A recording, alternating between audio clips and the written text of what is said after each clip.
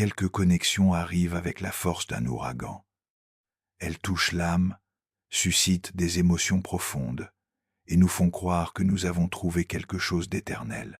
Mais que se passe-t-il lorsque, malgré toute cette intensité, quelque chose semble désaligné?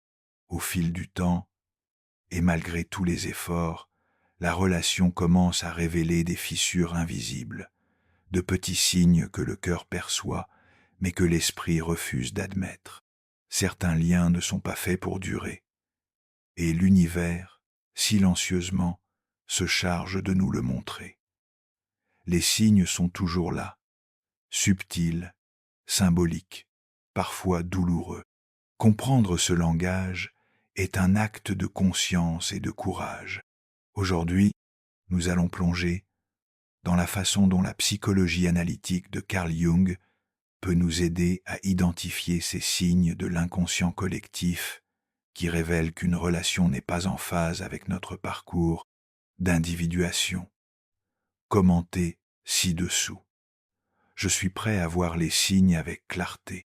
Dans la psychologie analytique de Carl Jung, les relations sont vues comme des miroirs de l'inconscient. Chaque personne qui entre dans notre vie joue un rôle symbolique, activant des aspects cachés de la psyché. Lorsque la relation devient difficile ou dysfonctionnelle, cela indique souvent une dynamique inconsciente non résolue, projection, ombre et fragments de l'âme qui n'ont pas encore été intégrés. Jung pensait que le véritable but des rencontres amoureuses n'est pas seulement le bonheur romantique, mais la transformation intérieure. La projection est un concept essentiel ici.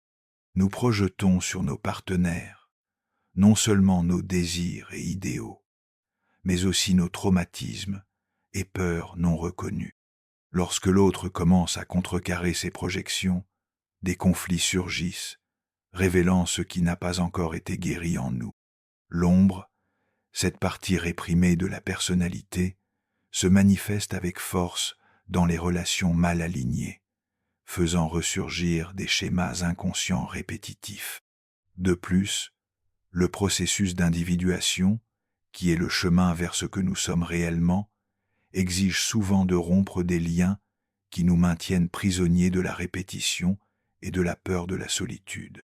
L'univers, en tant que manifestation symbolique de l'inconscient collectif, envoie des signes pour alerter sur des relations qui ne favorisent pas cette croissance.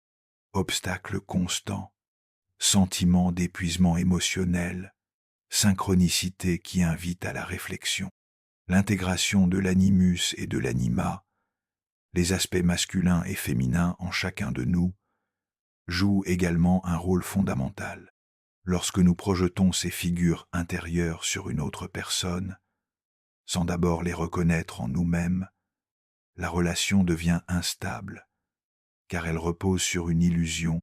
Ainsi, comprendre les signes de l'univers est, en réalité, un appel à écouter l'âme. La séparation n'est pas un échec, mais une chance de libération et de connaissance de soi. Au début d'une relation, il est courant de sentir que nous avons trouvé quelqu'un qui complète des parties de nous-mêmes, comme si nous étions enfin face à une âme qui comprend et accueille notre essence. Toutefois, selon la perspective jungienne, cet enchantement initial peut être profondément enraciné dans le phénomène de la projection. Carl Jung a décrit la projection comme le processus par lequel nous déplaçons des aspects intérieurs, désirs, blessures, idéaux et peurs sur l'autre, sans les reconnaître comme partie de nous. Lorsque nous tombons amoureux, nous ne voyons souvent pas l'autre tel qu'il est réellement, mais tel que nous voudrions qu'il soit. Nous créons une image symbolique et y projetons tout ce que nous souhaitons trouver. Dans le contexte d'une relation qui n'est pas faite pour durer, la projection devient un signal d'alarme essentiel. Elle nous montre que le lien peut ne pas se construire sur la réalité de l'autre, mais sur une fantaisie inconsciente. Nous nous engageons avec quelqu'un non pas pour ce qu'il ou elle est vraiment, mais pour ce qu'il ou elle représente pour notre psyché en déséquilibre. Et quand l'autre commence à se montrer humain, imparfait, réel, l'enchantement disparaît, laissant place à la frustration, au conflit et au sentiment de trahison. Non pas parce que l'autre a changé, mais parce que notre projection s'est dissipée. Il est important de comprendre que la projection en soi n'est pas négative. Elle est une étape naturelle de la rencontre humaine. Cependant, lorsque nous ne la reconnaissons pas, elle se transforme en illusion. La relation devient fragile, car elle dépend du maintien d'une image irréelle. L'autre porte alors le poids de nos idéalisations et de nos traumatismes réprimés. Cela devient évident lorsque des déséquilibres émotionnels excessifs apparaissent. Attente démesurée, jalousie intense, peur irrationnelle de l'abandon. Tout cela signale qu'il y a plus de projection que de connexion véritable.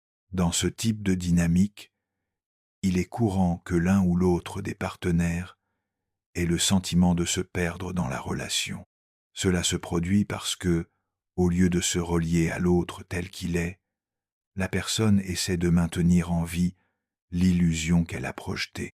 Et lorsque cette illusion commence à s'effondrer, surgissent des conflits intenses, un sentiment de vide et l'envie de changer le partenaire, non par amour, mais pour qu'il continue de soutenir la fantaisie inconsciente. Un signe puissant qu'une relation est nourrie par des projections est le sentiment constant d'insatisfaction, même lorsque tout semble aller bien.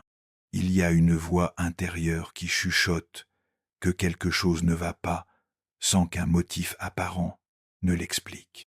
Cette voix est l'inconscient qui tente de communiquer que la connexion n'est pas ancrée dans la vérité, mais dans la répétition de schémas internes.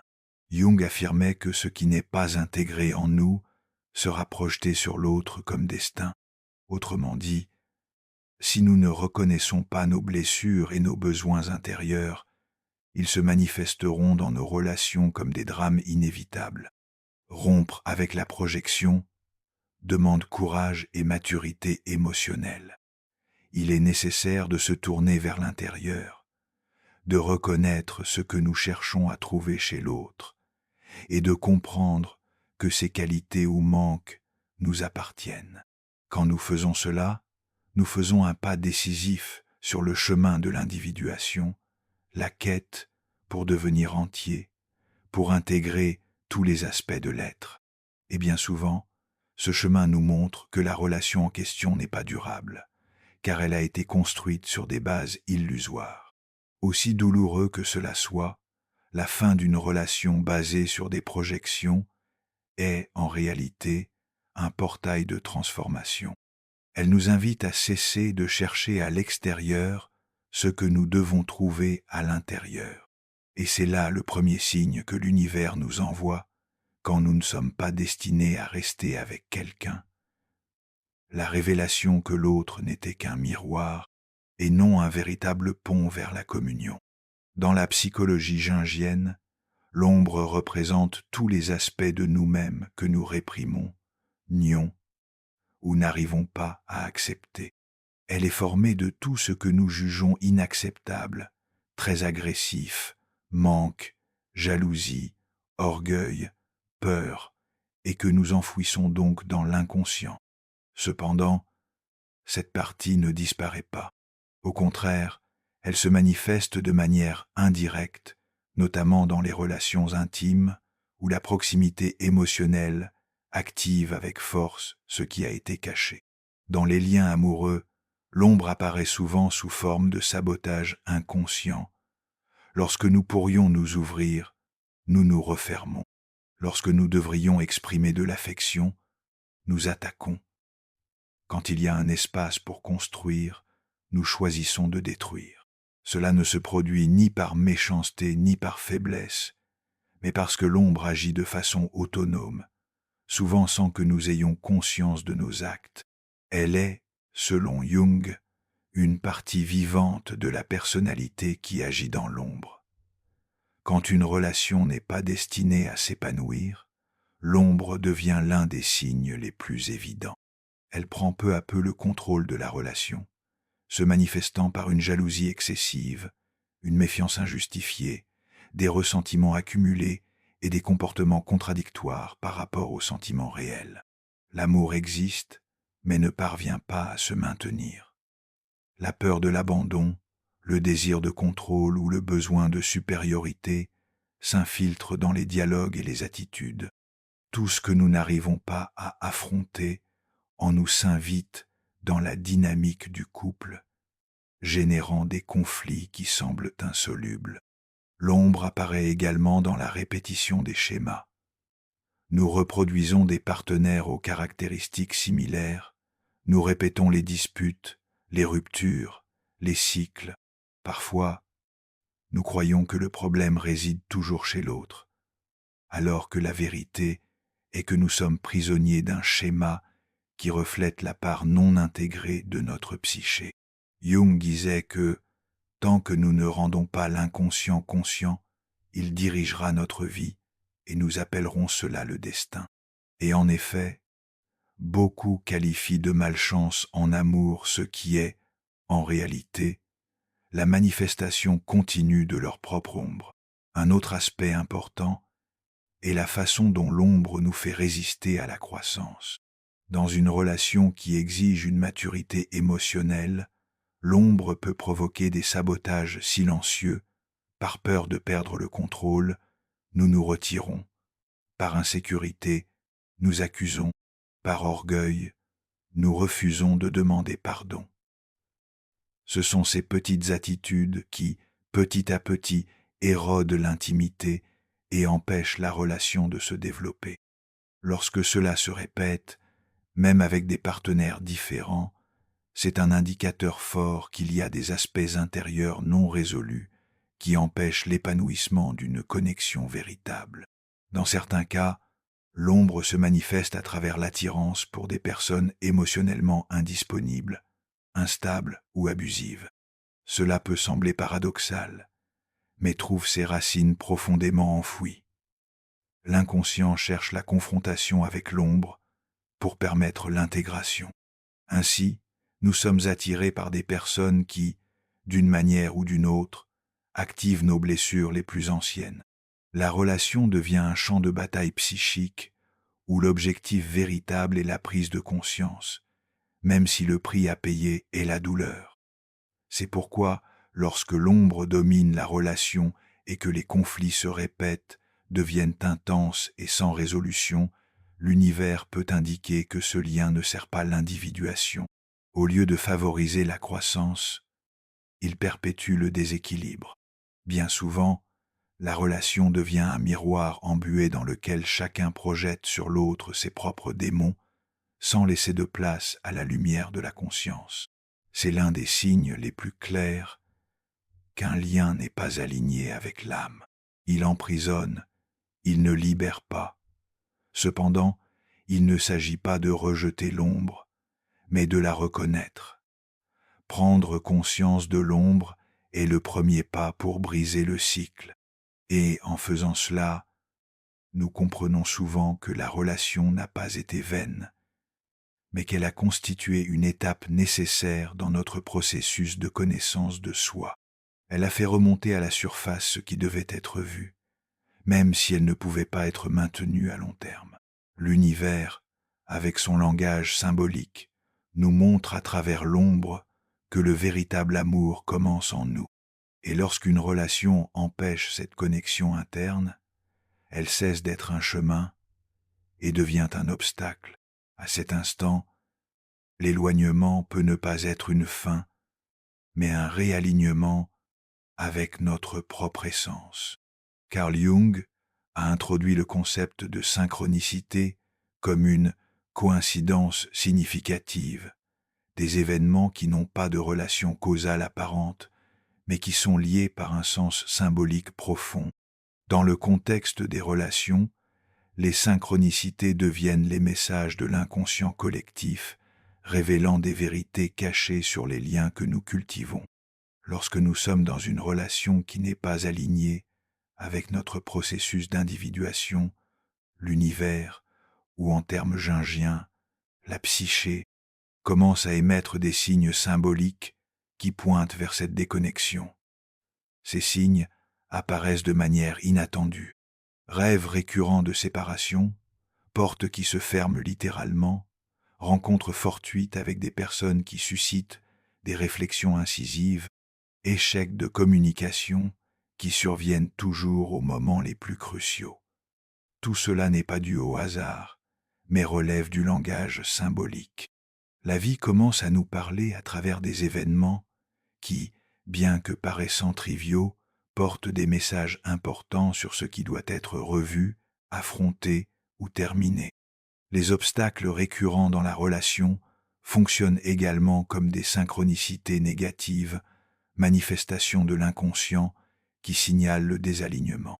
Lorsque l'effort constant ne porte pas ses fruits, lorsque tout semble exiger une lutte, lorsque la fluidité disparaît, l'univers communique peu, être que nous forçons une présence qui n'est pas en harmonie avec l'âme. Jung disait que l'âme parle en symbole, et la résistance continue d'une relation peut être un symbole indiquant que quelque chose doit mourir pour qu'un renouveau naisse. Les synchronicités se manifestent aussi dans des schémas extérieurs qui reflètent le chaos intérieur.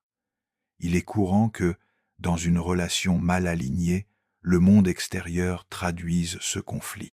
Problèmes professionnels, pertes financières, maladies psychosomatiques, changements brusques de cap, le monde extérieur se met à vibrer au même rythme que le déséquilibre intérieur, comme si tout conspirait pour que cette union soit remise en question, réexaminée ou rompue. Ce n'est pas un châtiment, mais une invitation à s'éveiller. Un autre type de signe provient des émotions subtiles, presque invisibles, l'inconfort constant, le manque d'enthousiasme, la sensation de ne plus être en lien avec soi-même. La relation peut sembler correcte aux yeux de la raison. Stabilité, partenariat, routine. Pourtant, en nous, quelque chose commence à hurler en silence. L'âme sait quand elle n'est pas écoutée.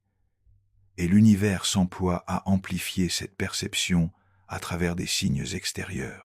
Dans de nombreux cas, le contact avec de nouvelles personnes ou idées provoque un malaise dans la relation actuelle. C'est aussi une forme de synchronicité, pas nécessairement parce qu'une autre personne doit la remplacer, mais parce que la psyché signale qu'il existe d'autres voies possibles, d'autres façons d'exprimer l'individualité. Le rapprochement avec quelque chose de nouveau réveille la conscience de ce qui est figé, et c'est précisément à ce moment-là que beaucoup insistent pour rester, ignorant les signes par peur de l'inconnu. Jung nous rappelle que ce à quoi vous résistez persiste, et, dans les relations, résister aux signes peut engendrer une spirale de souffrance. Lorsque nous refusons d'écouter les messages symboliques de l'univers, ils s'intensifient. Ce qui commençait par une légère gêne se transforme en crise. Ce qui aurait pu être terminé avec respect et conscience explose en conflit destructeur.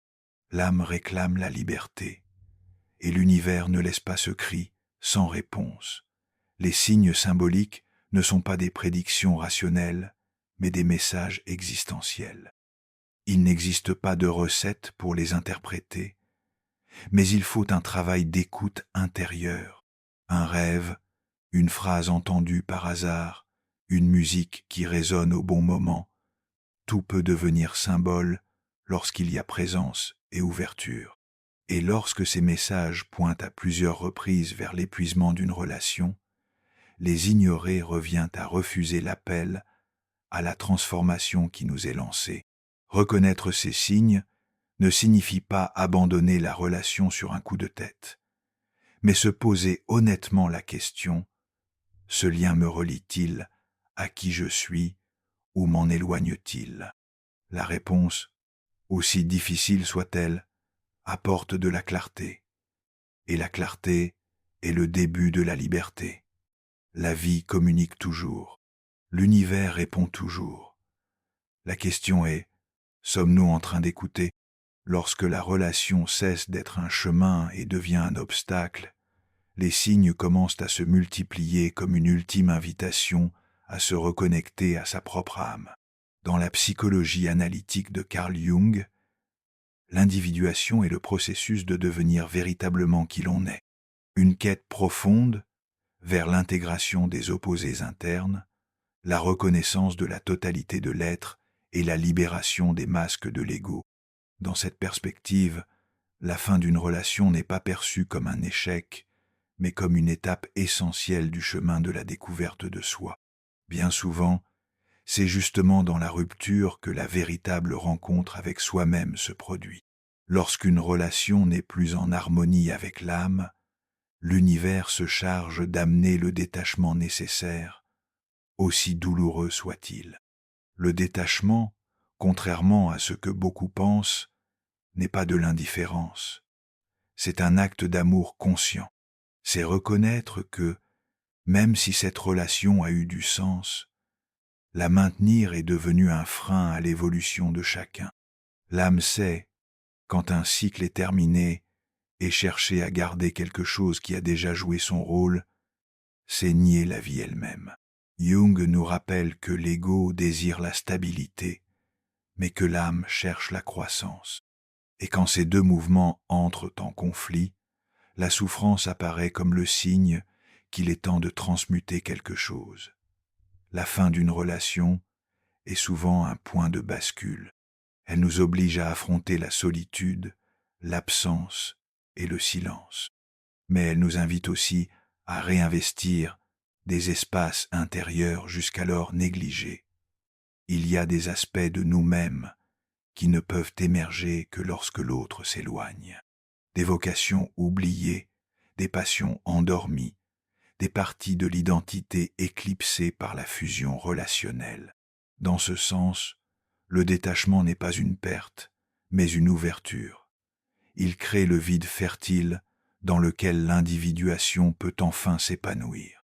Au cours d'une relation mal alignée, beaucoup se résignent à abandonner leur propre être au nom de l'harmonie. Ils censurent leurs désirs, minimisent leurs douleurs, s'adaptent pour entrer dans l'espace que l'autre exige. Cette adaptation constante érode l'intégrité de l'être. Et lorsque l'univers commence à signaler la fin, c'est aussi l'occasion précieuse d'un retour à sa propre essence. C'est comme si la vie disait « Il est maintenant temps de rentrer à la maison ». Le processus d'individuation exige du courage. Rompre avec une relation qui ne sert plus, l'âme signifie affronter la peur de l'inconnu, de la solitude et du jugement. Mais cela signifie aussi honorer sa propre vérité. Et c'est précisément cela que l'univers récompense, la fidélité à son propre chemin. Lorsque nous nous alignons sur ce que nous sommes, de nouvelles possibilités émergent, des liens plus authentiques, des passions plus vivantes, un sens renouvelé du but. Bien souvent, après la fin d'une relation qui n'était plus en résonance avec l'âme, nous réalisons que ce lien a servi de miroir et de catalyseur. Il a fait remonter à la surface des parts de nous-mêmes qui avaient besoin d'être vues. Il nous a appris sur les limites, l'identité et l'amour de soi. L'autre a été, symboliquement, un maître, même si l'apprentissage est passé par la douleur. Jung considérait que dans les rencontres humaines résidaient des opportunités de croissance spirituelle. Et en ce sens, même la relation la plus tumultueuse peut être une marche sur l'escalier de l'individuation. Le détachement conscient implique de ne pas garder de rancune, de ne pas chercher de coupable, de ne pas s'accrocher à des récits qui renforcent la victimisation. Il consiste à assumer la responsabilité de ce qui a été créé, de ce que l'on a permis et de ce que l'on a choisi. Cette responsabilité est libératrice car elle nous redonne le pouvoir. Et avec ce pouvoir, nous pouvons transformer la douleur en sagesse. Enfin, la renaissance intérieure après la fin d'une relation est l'une des expressions les plus profondes du cheminement jungien. Elle symbolise la mort de l'ego dépendant, insécure et réactif, et la naissance d'un moi plus entier, centré et conscient. La vie ne retire jamais rien sans offrir quelque chose de plus grand en retour, même si ce plus grand est, avant tout, la reconnexion à sa propre âme. Lorsque la relation prend fin et que nous sentons, au fond de nous, qu'il y a un soulagement silencieux, une clarté inattendue ou une nouvelle force qui émerge, c'est le signe que l'univers ne nous a pas abandonnés. Il nous a simplement poussés, avec fermeté et amour, vers le chemin de l'individuation. Mettre un terme à une relation n'est jamais simple, surtout lorsqu'il y a encore de l'amour, des souvenirs et des liens tissés. Mais, comme nous l'avons vu tout au long de ce parcours, tout amour n'est pas fait pour durer. Parfois, le véritable but d'une rencontre est d'éveiller ce qui dormait en nous, de révéler des parts oubliées et de nous pousser, par la douceur ou la douleur, vers notre propre centre. La psychologie analytique de Carl Jung nous offre des outils précieux pour comprendre que les signes de l'univers ne sont pas des hasards, mais des invitations symboliques à la connaissance de soi. Lorsque nous apprenons à reconnaître les projections, à intégrer l'ombre, à écouter les synchronicités et à respecter les cycles de fin, nous cessons de résister au flux de la vie et commençons enfin à vivre en cohérence avec l'âme. Le véritable amour commence en nous, et ce n'est que lorsque nous devenons entiers que nous pouvons bâtir des relations authentiques, conscientes et durables. Si ce contenu vous a touché, d'une manière ou d'une autre, abonnez-vous à la chaîne et activez les notifications pour poursuivre ce voyage intérieur avec nous. Et n'oubliez pas de regarder la prochaine vidéo qui s'affiche maintenant à l'écran. Elle pourrait être le prochain pas sur votre chemin de transformation. Écouter l'âme commence par un simple geste, le choix de suivre les signes.